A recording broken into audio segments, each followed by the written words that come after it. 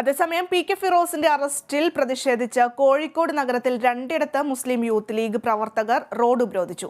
ദേശീയപാത ഉപരോധിച്ച 7 പേരെ Nadakkavu police arrest ചെയ്തു. പി കെ ഫിറോസിന്റെ അറസ്റ്റിന് പിന്നിൽ ഗൂഢാലോചനയുണ്ടെന്ന് ദേശീയ നേതൃത്വം ആരോപിച്ചു.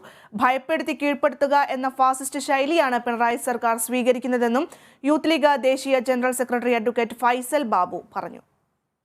തിങ്കളാഴ്ച വൈകുന്നേരം ദേശീയപാതയിൽ കോഴിക്കോട് നടക്കാവ് ഭാഗത്താണ് യൂത്ത് ലീഗ് പ്രവർത്തകർ ആദ്യം ഉപരോധ സമരം നടത്തിയത്.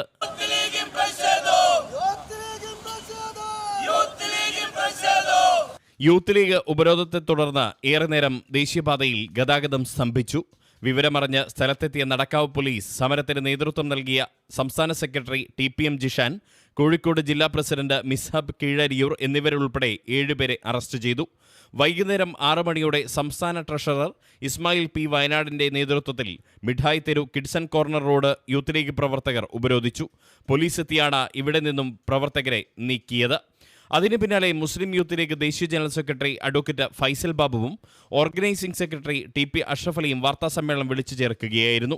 അറസ്റ്റും കേസും ഭീഷണിയും ഭയന്ന് വീട്ടിലിരിക്കേണ്ടെന്നാണ് യൂത്ത് ലീഗ് പ്രവർത്തകരുടെ തീരുമാനമെന്ന് ദേശീയ നേതാക്കൾ പറഞ്ഞു. അപ്പോൾ ഭയപ്പെടുത്തി കീഴ്പ്പെടുത്തുക എന്ന ഒരു ഫാഷിസ്റ്റ് ശൈലിയിൽ കേരളത്തിലെ സർക്കാർ നീങ്ങുന്നു എന്നതിൻ്റെ ലക്ഷണമാണ് ഇപ്പോൾ ഉണ്ടായിരിക്കുന്നത്. അറസ്റ്റും കേസും ഭീഷണിയുമൊക്കെ ഭയന്ന് വീട്ടിലിരിക്കണ്ട എന്ന് തന്നെയാണ് ഞങ്ങളുടെ തീരുമാനം. മുസ്ലിം യൂത്ത് ലീഗ് നടത്തിയ നിയമസഭാ മാർച്ചിനെ തുടർന്ന് 27 നേതാക്കളെ പോലീസ് അറസ്റ്റ് ചെയ്തിരുന്നു.